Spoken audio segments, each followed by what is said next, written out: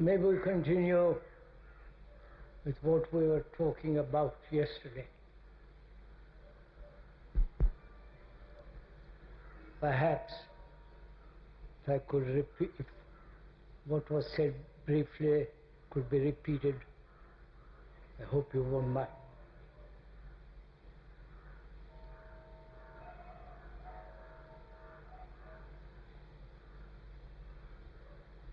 We were considering together the decline of man, morally, aesthetically, and in the real sense, religious sacredness.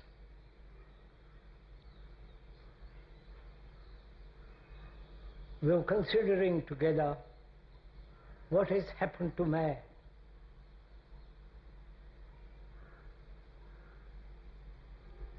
His decline, his degeneration, which is expressed in violence, in self-centered activity, in perhaps total selfishness, and throughout the world there is a great deal of corruption, not only at the high level but everywhere, and especially in this country where bribery, corruption of every kind is going on. Observing this country, as the speaker has done for the last 60 years or so,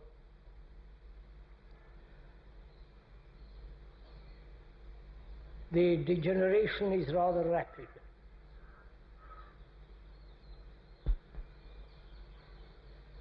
And we seem to be totally indifferent to what is happening. Or we don't know what to do. And if we do know what to do, we either join some a party, left, right, center, hoping thereby to resolve the appalling condition, the mess, the disorder, the total lack of care. We said before we take action, we should consider what is the cause of all this misery, this living in illusion, in which there is such contradiction in our private lives as well as public life. There may be many causes or one cause.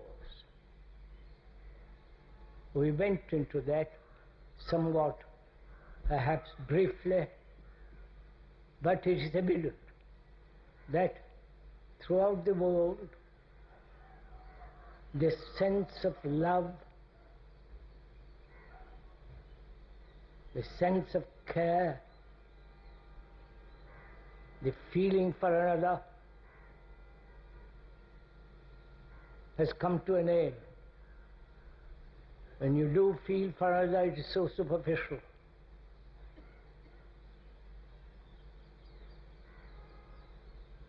And pleasure in the form of sex, money, power, status have become all important.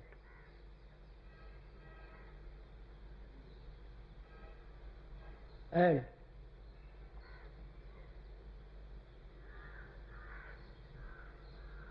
is the cause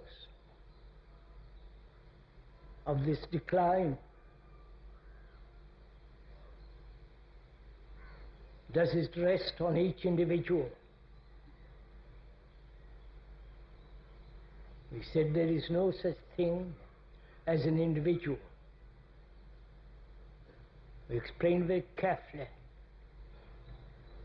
that our mind, which is the source of our thought, has created the idea that you are separate from another. You may be separate in color, in height, and so on, linguistically, culturally, but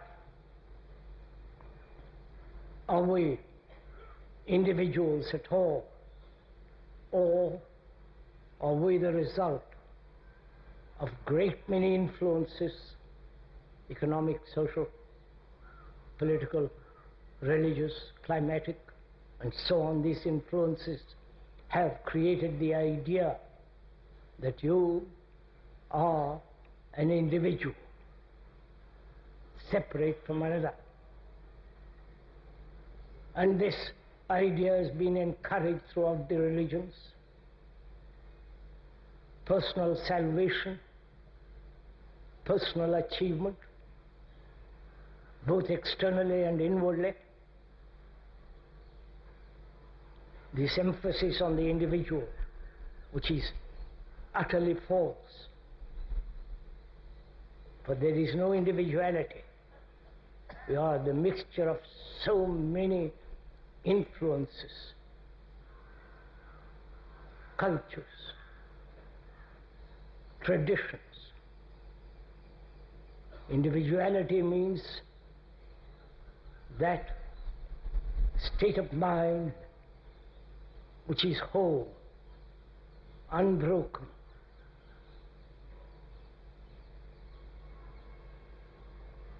And we are not that.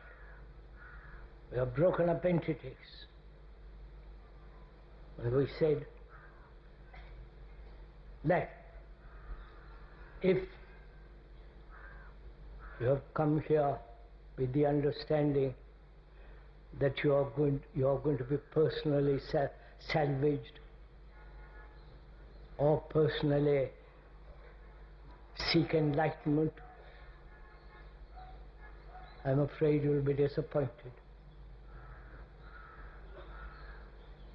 You cannot seek enlightenment.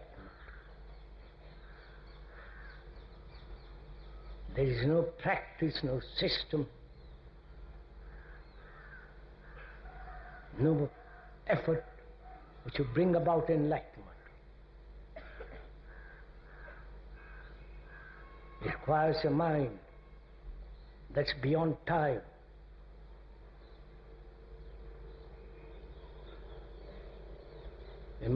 A mind that's free of all knowledge, that's free from all experience.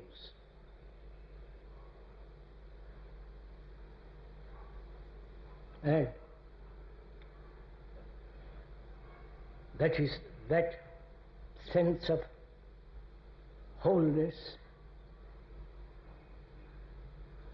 It cannot be come by through any combination of thought.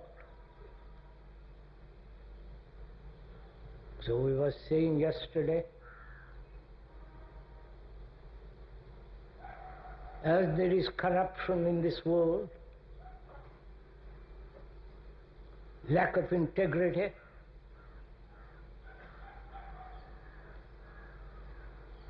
and we human beings have created this society in which we live. We have created it.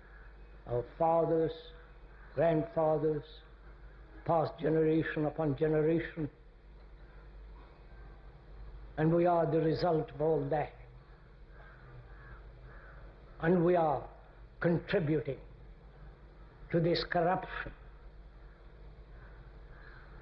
And to blame society seems to be rather absurd. There is no society.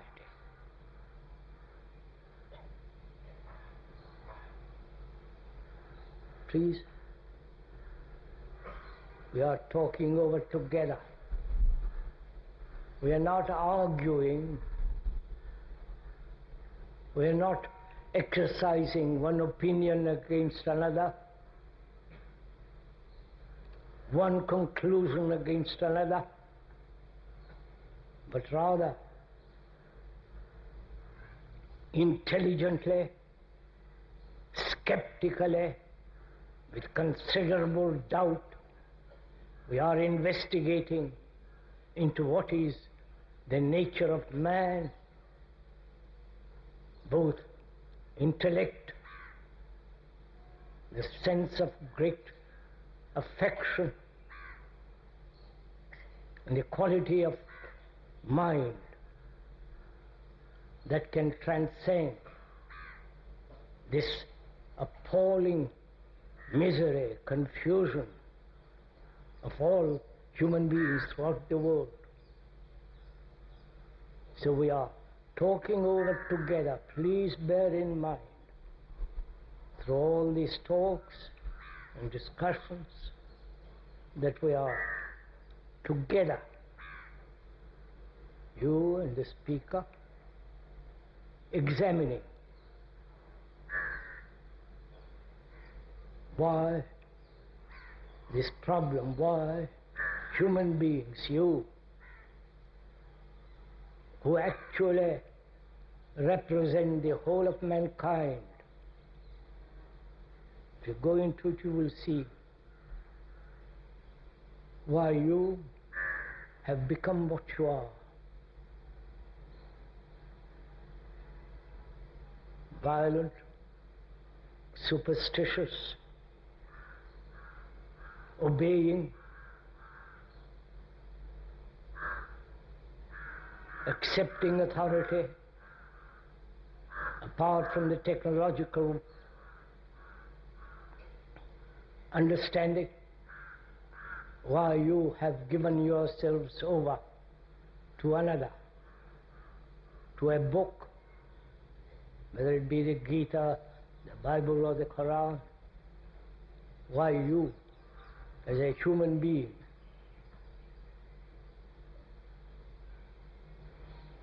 are not thinking clearly for yourself, but merely following. These are the problems we just talked about yesterday. After the talk yesterday, I was walking along, the speaker was walking along, and a man came up to me and said, I understand everything you said at the talk very clearly. Only, why don't you lead us?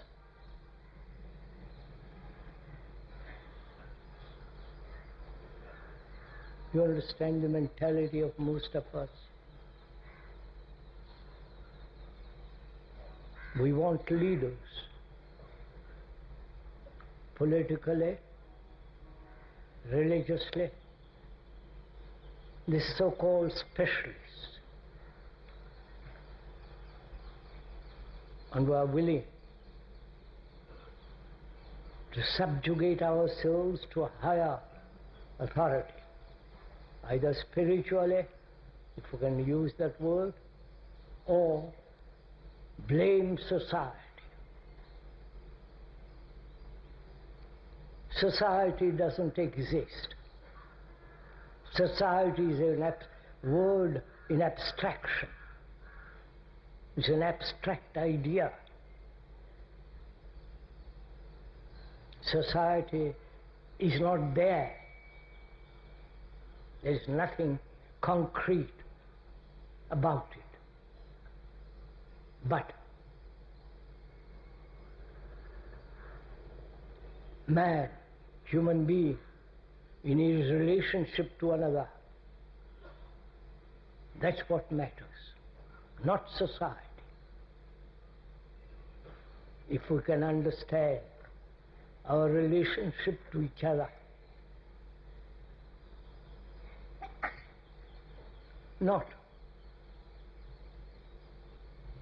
the relationship of a Hindu to a Muslim, Christian, a Catholic to a Protestant. Those are just propagandistic of thousands of years, which has programmed our mind, our brain, conditioned our brain. Say, I'm a Hindu, I believe in this, I don't believe in that.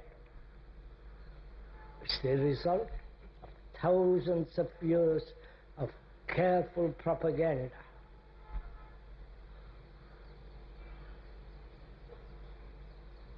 So what matters is to find the right kind of relationship with another. Then the world in which we live, please, we are talking over as two friends. I'm not your guru. You're not my followers. That's an abomination. You're free human beings to investigate, to question, to doubt.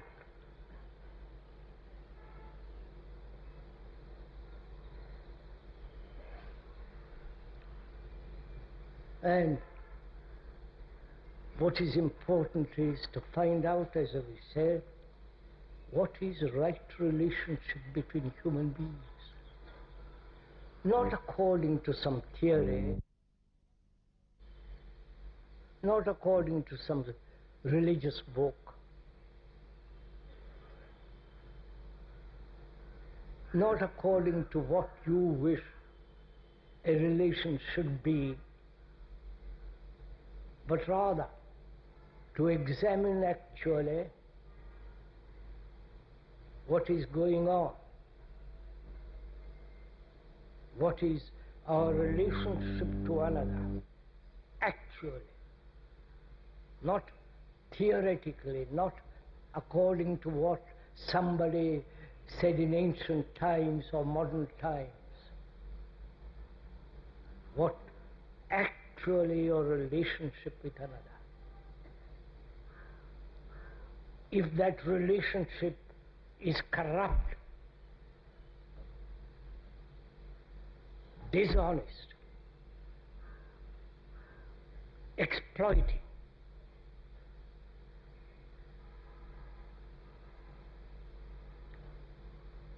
then in that relationship there is corruption, and therefore in the world corruption comes into being.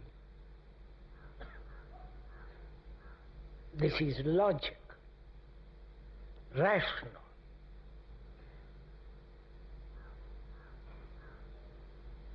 This isn't something invented by the speaker over which we can argue, dispute, exercise our verbal, intellectual game. But we're asking not only why man has become what he is, confused, unhappy, uncertain, anxious, full of sorrow, and this everlasting fear.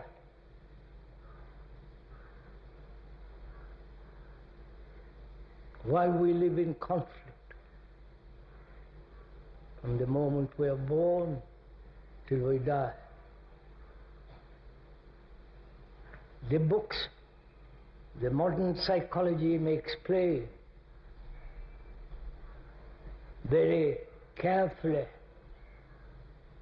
logically, but the explanation is not the actual. The word is not the thing.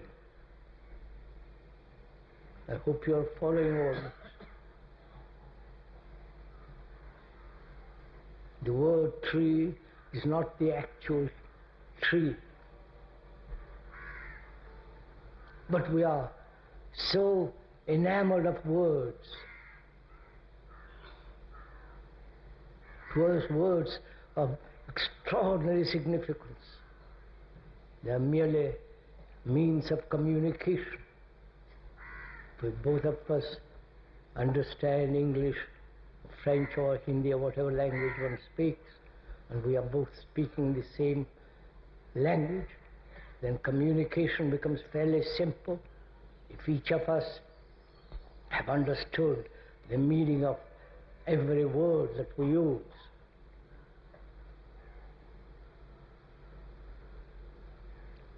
So,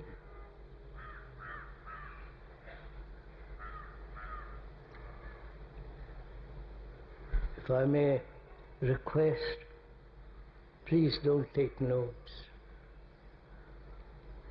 You can't listen and take notes. It isn't a matter that you will think about it when you go home. We are together examining all this. So have, please, the courtesy, the care to listen to somebody. You are here to listen, to find out. But if you are taking notes or yawning or bored or tired,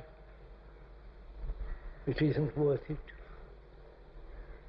Better go home and have a good sleep. You won't miss anything. You've missed a lot all your life, but one day more doesn't matter. When we use the word right, it means whole, not broken up. Right relationship.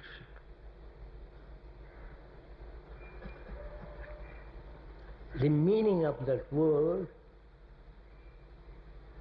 if you go into the word etymologically and look up various dictionaries and so on, right means correct,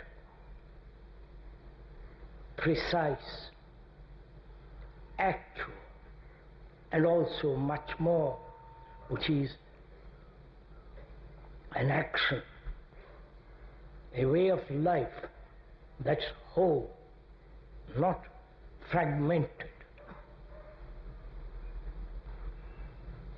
And when that word is made clear, then we can examine what our human relationship is.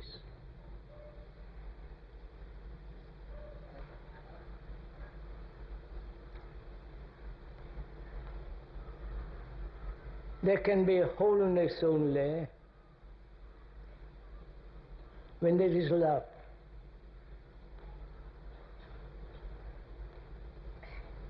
The word whole means healthy, sane, rational, and also it means holy, sacred.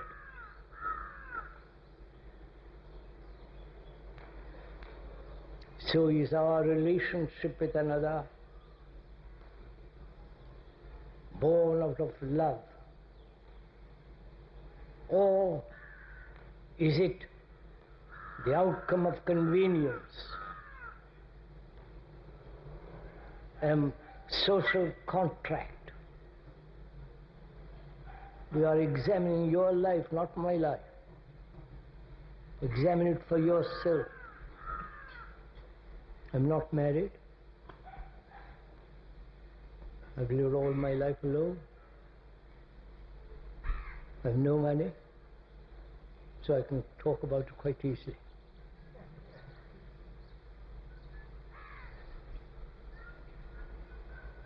But talking about it has very little meaning. What matters is that one lives.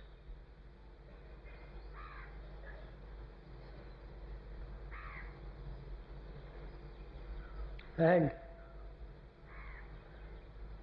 Relationship means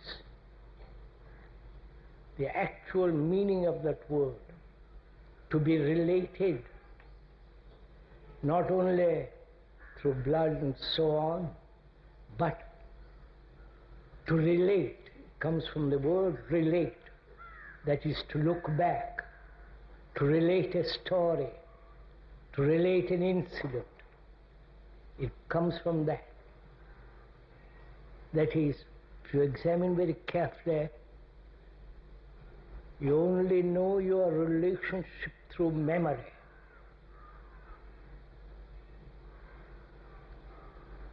You're facing all this,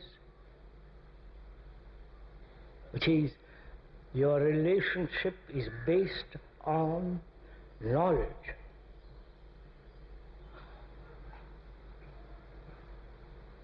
Right, sirs?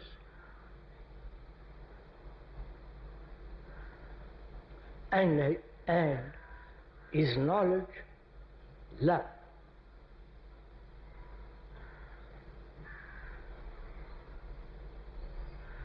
Find out, sirs, inquire with me, with the speaker.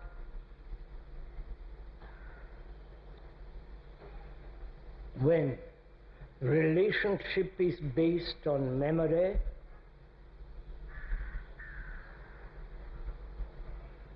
on convenience, on sex, of one needing the other, both physically, psychologically,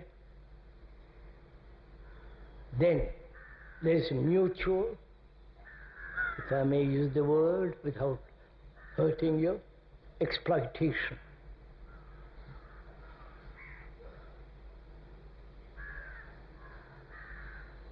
So our whole process of relationship is the operation of the past controlling our actions in the present.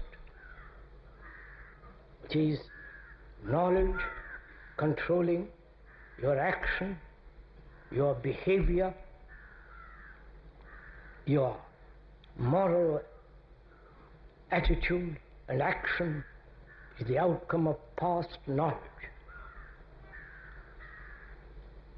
That is so. Agree, sir? We're all asleep. Don't laugh, sir. This is really very, very serious. Your house is burning and you don't seem to be aware of it. Your country, this beautiful earth, is being destroyed by you. And we don't seem to find the way of action which is right. And that action is the understanding of the whole nature of knowledge. Not knowledge of books. That's merely superficial learning so that you can have some kind of skill, so that you can have a job. We are talking of much deeper knowledge, the knowledge that is acquired through experience, through various incidents.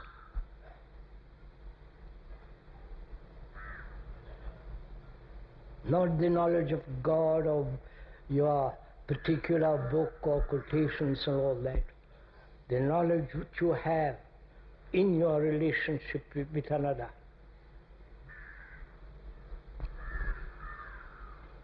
Computers are programmed by anybody who can talk to it.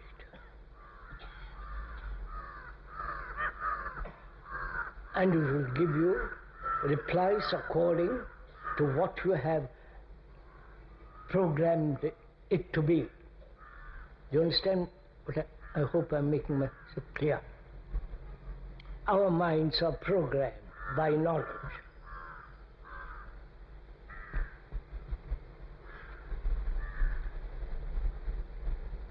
Is this all right? Are we going together?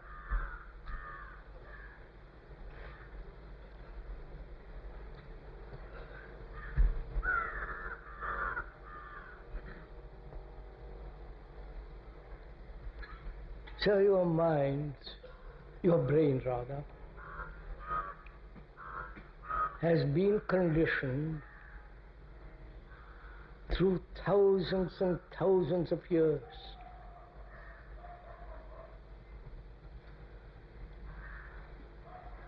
At the end of these years, you say, I'm a Hindu, I'm a Muslim, I am a Christian, which is that you have been programmed. You may not like the word.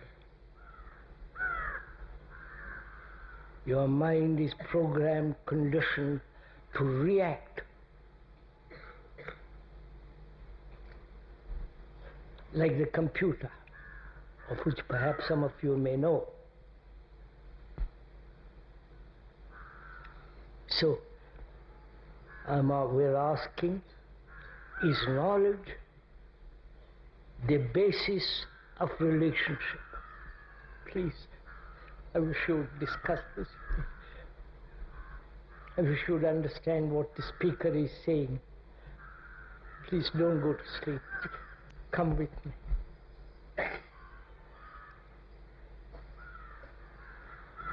Non, ça, je vous en prie. Pas maintenant.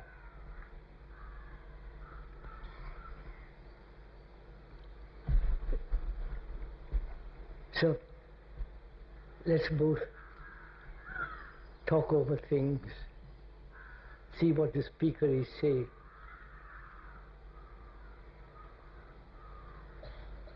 So knowledge is the basis of our relationship, which it is actually. And so this knowledge is essentially the past. There is no future knowledge. And knowledge is always within the shadow of ignorance, because there is no complete knowledge about anything.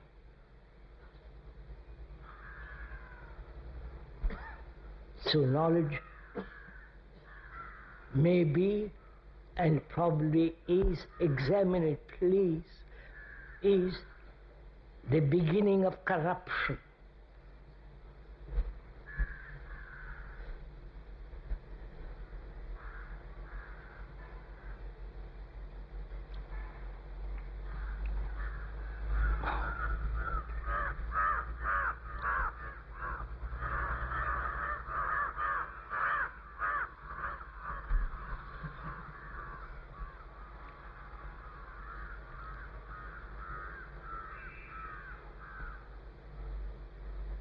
So is there an action, a relationship, which is not based on knowledge? Knowledge is the image you have created about him or her or them or we and they. You understand? The image. That is the word. He's a communist. He's a socialist. He's a Russian. He's a Hindu. The words are not the actual human being. They are merely symbols. And when symbols become all important, as it is becoming now, there is no actual relationship. Do you understand all this? Are we together somewhat? Yes, sir.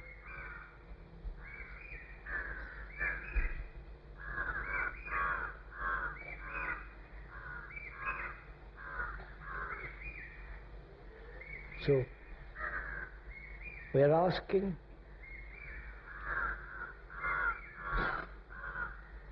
what is the actual relationship with our intimate or not intimate? Look into yourself first.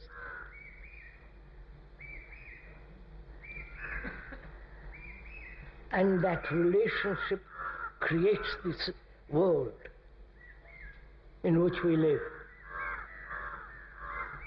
If that relationship is fragmented, selfish, self-centered, merely for convenience, a social contract, then you have a corrupt world. Then you have a relationship that is most destructive.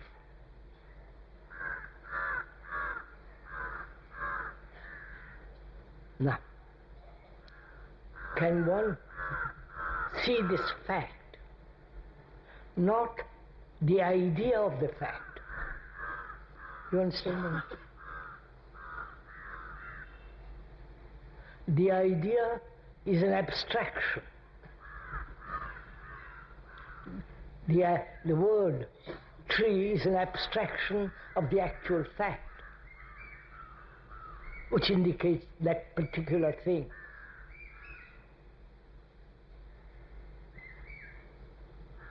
So, are we dealing with abstractions, with ideas, with conclusions, or seeing what is actually going on? You must be very clear on this.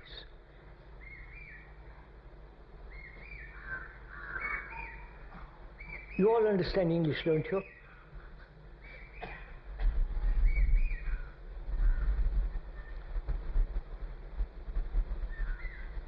Are we communicating with each other? Huh? Please, be goodness, have the goodness to tell me that you are, we are.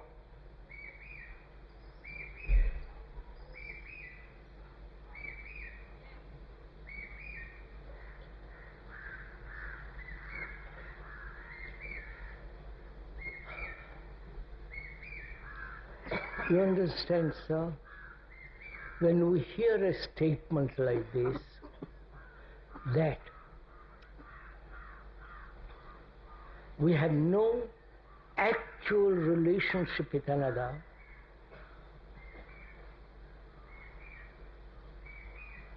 but we have a relationship based on memory, knowledge, convenience, or a relation born out of fear of loneliness, despair, then when you hear a statement of that kind, do you make an abstraction of it? Abstract what you hear into an idea? Or are you actually observing the fact? You understand, sir, what I'm saying? Which is what you're doing now. Huh?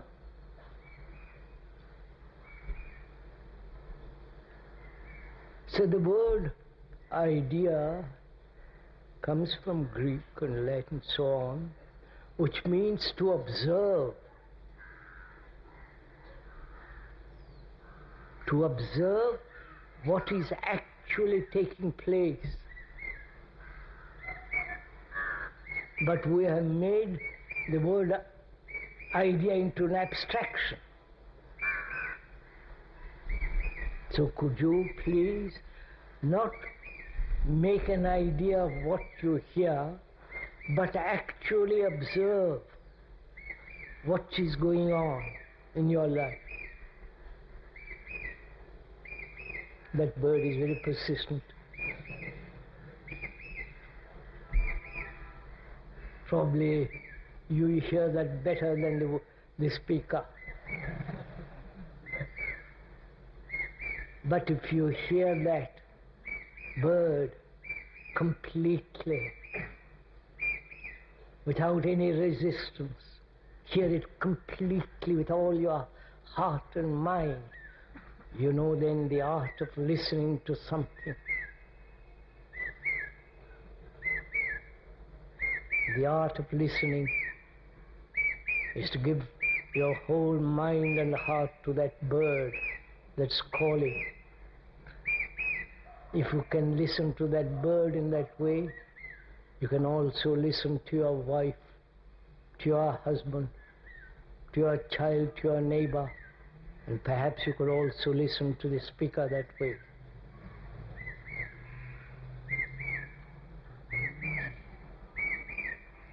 But we have lost the art of listening. Well, we are so concerned about ourselves, about our problems, our tears, our anguish. And so we are hardly capable of listening so completely. And when you listen so completely, with your heart and with your mind, with total attention, that very listening is the miracle of action.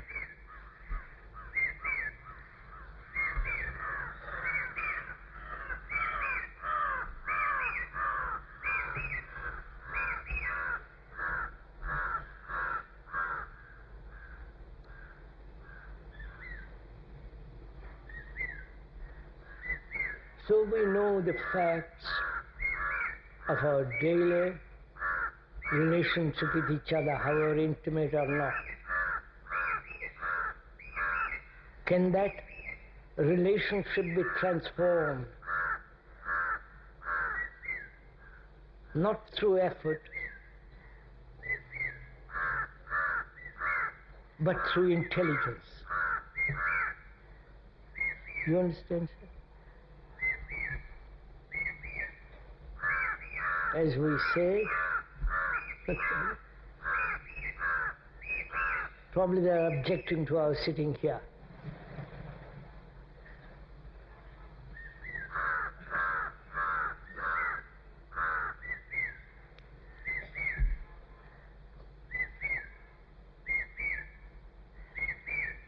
So we are saying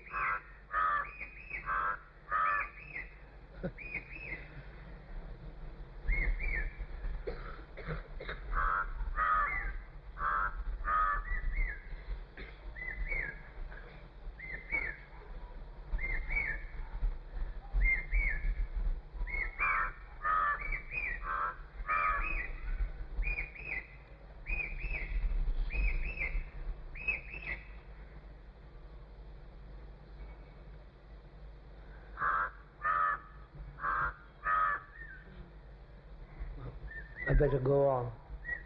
It's not a competition between the crow and myself.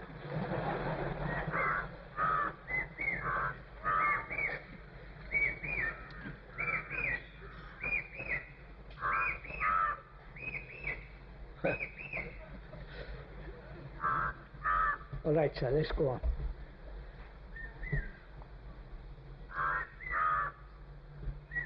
We know what our relationship actually is. Unless you're totally blind, unaware, you know what it is.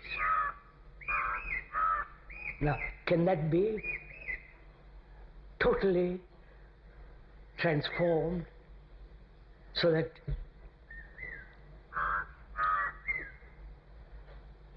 there can be love?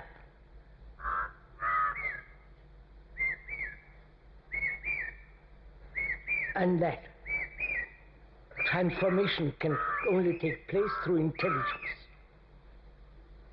Now, we are going carefully into that word. It has various meanings.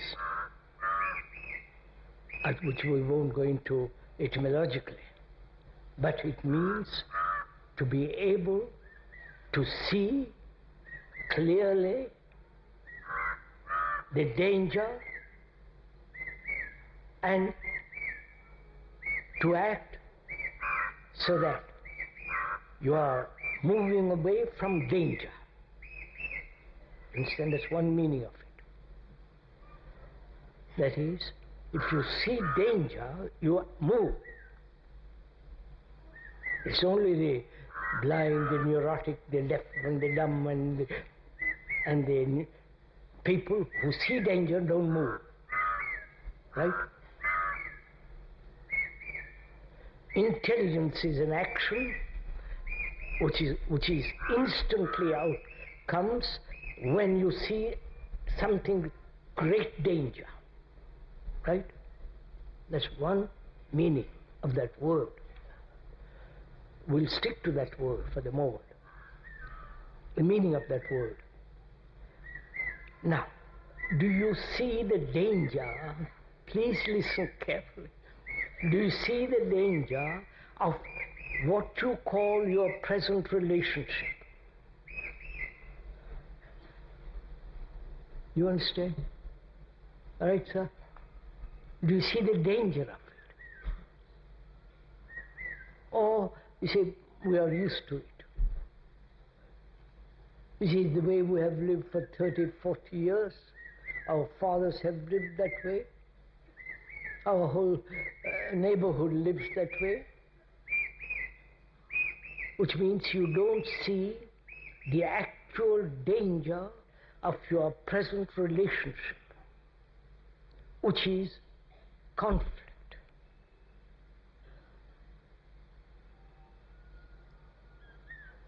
Jealousy, anxiety, attachment.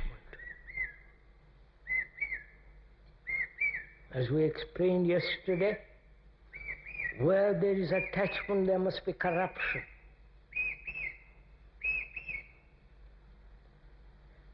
I will go into the sequence of this.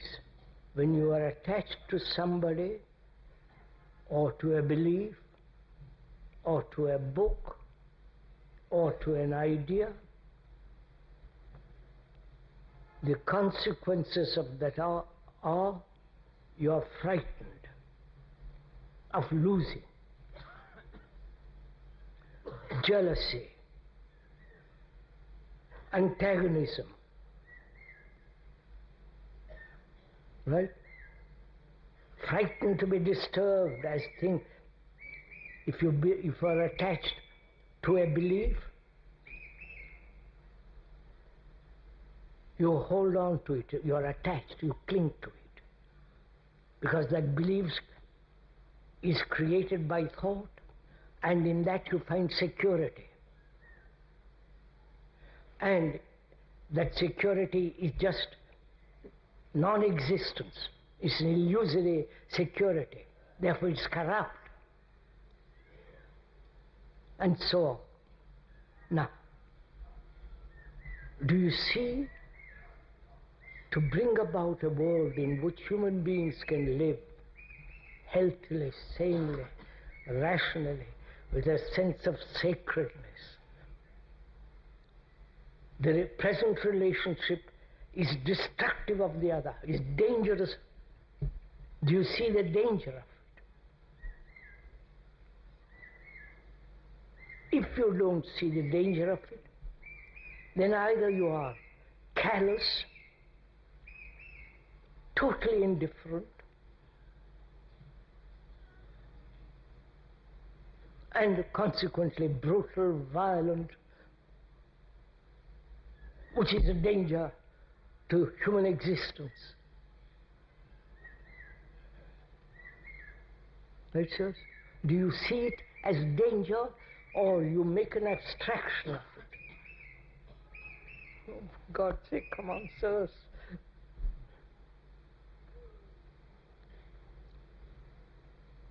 If you see the danger of it, why is your brain, your Why is there not action that to move away from it? Either you are not intelligently observing the fact, or your mind has become so dull by habit that you are incapable of seeing the fact, actually what's going on.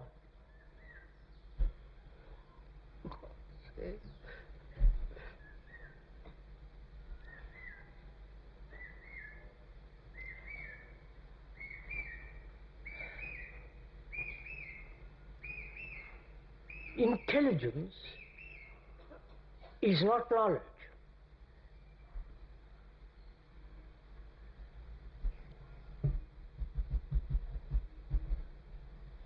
I want to talk to somebody who understands what I'm talking about.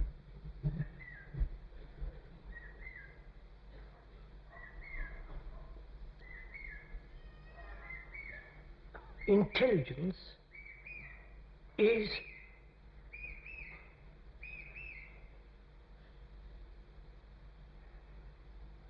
all right, let me put it the other way. Knowledge is acquired through time. Right? You have an experience. That experience leaves a mark on the mind, on the brain, which becomes the knowledge. And that, from that knowledge, memory and thought. We'll go into that at another time, much more deeply into the question of the whole movement of thought. And on that movement we live. That is, experience, knowledge, memory, thought, and action. From that action you learn more, which becomes knowledge. So we move in this cycle. Experience, knowledge, memory, thought, action. And from that action you learn, acquire more knowledge, and keep in this cycle. That's what our life is. This is what we are doing all the time. And as we said, experience can never be complete. Any kind of experience. Therefore, action is always incomplete.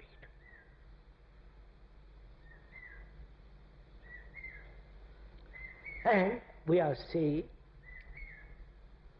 that knowledge is not intelligence. Intelligence is something totally away from that. And we'll go into it if time allows it. We've got another 8 minutes or 10 minutes. Please understand this. This is your life, not mine. Because if you understand this very deeply, perhaps you will then bring about a radical revolution in relationship.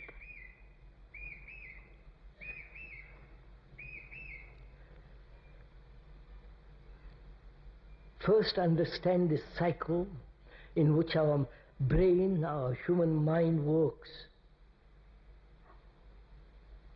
Always acquiring knowledge, modifying it, or adding to it, all the time. And therefore we are living all the time in the cycle of time.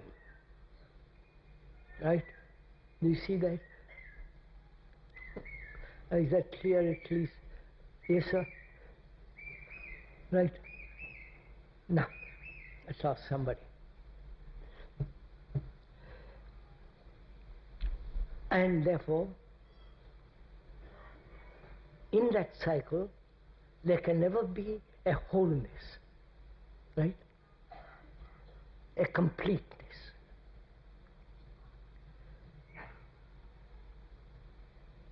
Do you actually see that?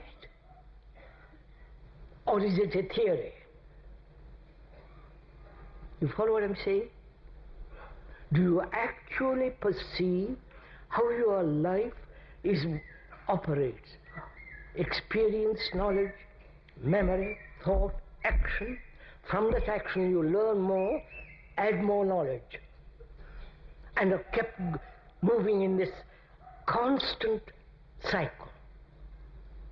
That's our life, both technologically as well as psychologically, inwardly.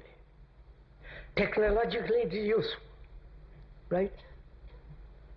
To build a computer, to build a dynamo, to build a bridge, to build a car, you must have knowledge accumulated, experiment, add, change, move. That same thing operates in our daily life, right? So, we're asking, can that bring about a right relationship? Is relationship based on knowledge? If it is, it's incomplete. You follow?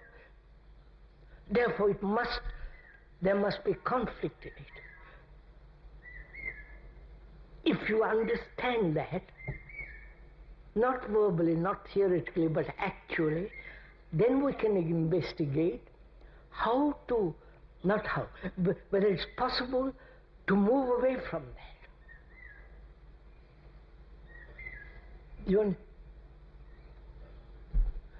I'll show you. I'm boiling with it, but you're all asleep. What does it matter?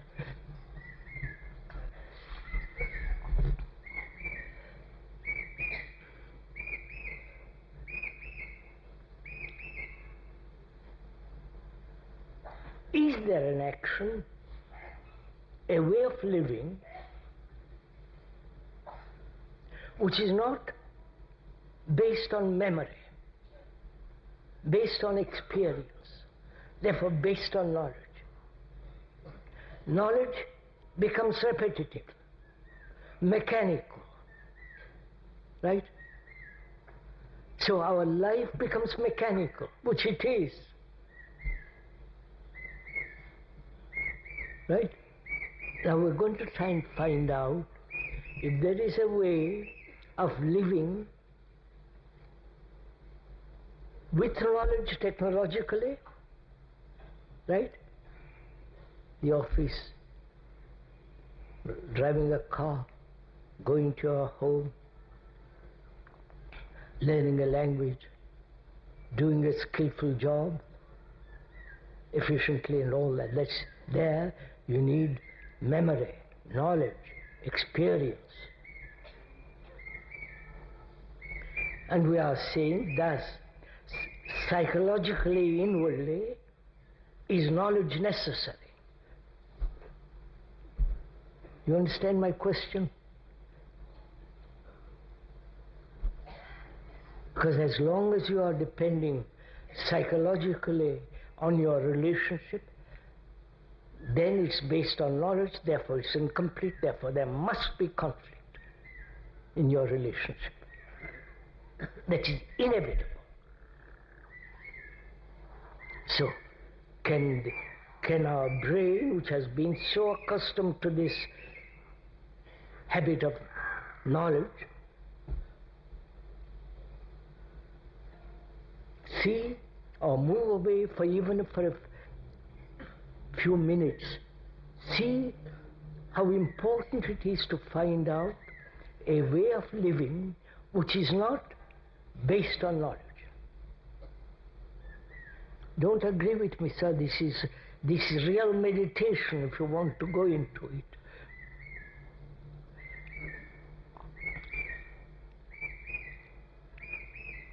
Our action is of time, right? That is, I have learned, I have acquired knowledge, and I act from that knowledge. The acquisition of knowledge is time. right? It takes time. So is there an action which is not based on time? You understand my question? Just understand the logic sequence of this question. Our brains are used to time. The habit of this knowledge, experience, knowledge, memory, thought, action. From that action learn more knowledge. So it's caught in that. Our brain is conditioned to that. And being conditioned to that, our relationship to another is partial, never complete. And therefore, that which is incomplete must inevitably breed conflict, strife, anxiety, jealousy, misery. Now, is there a way of living, acting, which is not of that?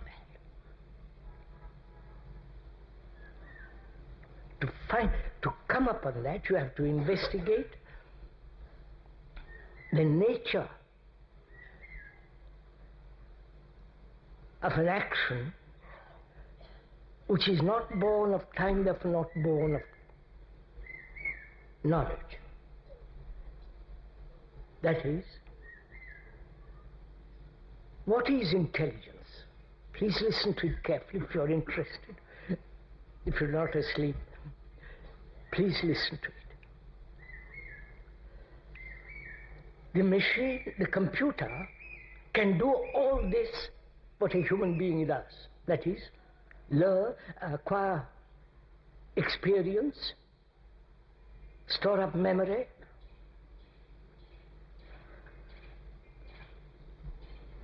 respond, learn, and add more knowledge to it. You understand this?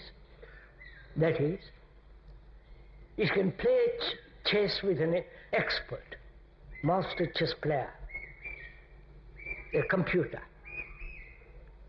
That poor bird. The computer can play with a master chess player. First time it may be beaten. It is beaten. So it learns the moves, why it has been beaten. It is that learning is stored up in the tape as memory. Then second time it plays, it learns more. And third time, fourth time, after that, it beats every chess master. You understand this? That's how our brains are working. That is, learn knowledge, fail, more knowledge. You follow? So gradually you become expert. Now, what is the difference between the human mind, human brain, and the computer? You understand? The computer, if you have studied a little bit, I've talked to some computer experts, therefore I'm talking glibly about it. I know I'm not an expert about it. I've talked to experts in California, in Europe, in Brockwood, and here. So this is what the computer is doing, learning constantly, acquiring knowledge so that it can reply instantly. And that's what the mind is doing, our brain is doing. So what is the difference between the human brain and the computer? There isn't any. I wonder if you see this. No, sir, so they are beginning to inquire, what is intelligence? If the machine can do it, right, and the human brain can do it too, there is not much difference. But the human brain has some other quality. which is to find out what is intelligence. You people are so dull. Probably all go to temple.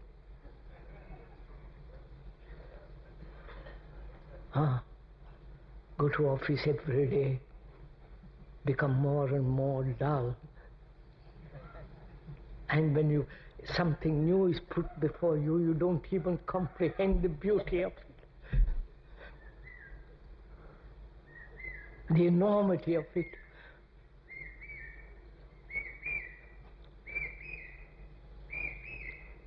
We are inquiring into what is intelligence. If the machine can do what the computer can do, what the human brain can do, then we are not intelligent. Therefore, there must be a quality of intelligence which we can find out. Right?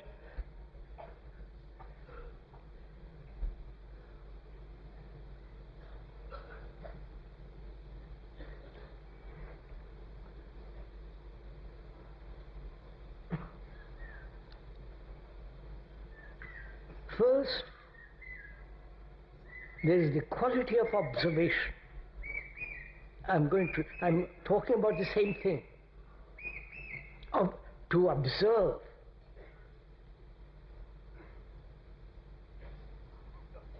Do you observe anything? Or your brain is observing, not your eyes observing? Don't say what I mean. There is a difference between optical observation and the observation of thought.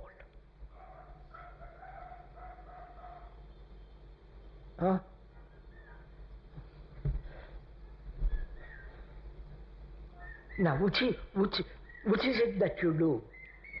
Do you do both? Observe visually, optically, or as you observe, thought intercedes.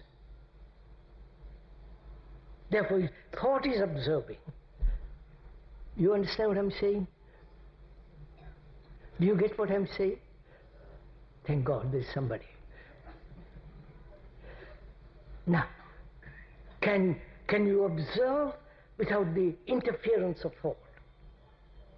No, please, madam, don't play up with it. Can you observe without the interference of thought?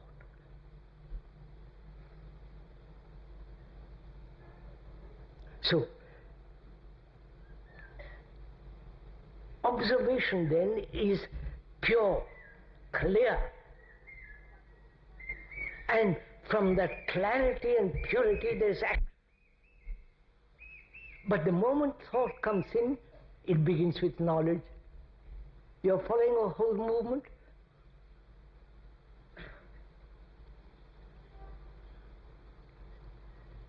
So there is an action which is born out of pure observation and therefore without time, which is immediate.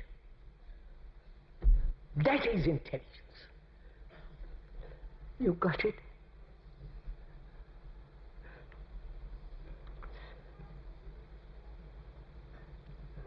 Now, can that intelligence operate in your relationship, in your daily relationship? It's only then that you end all conflict. You understand? Because where there is conflict, there can be no love. Where there is jealousy, the other is not. Where there is anxiety, fear, attachment, that which is the greatest thing in life is not.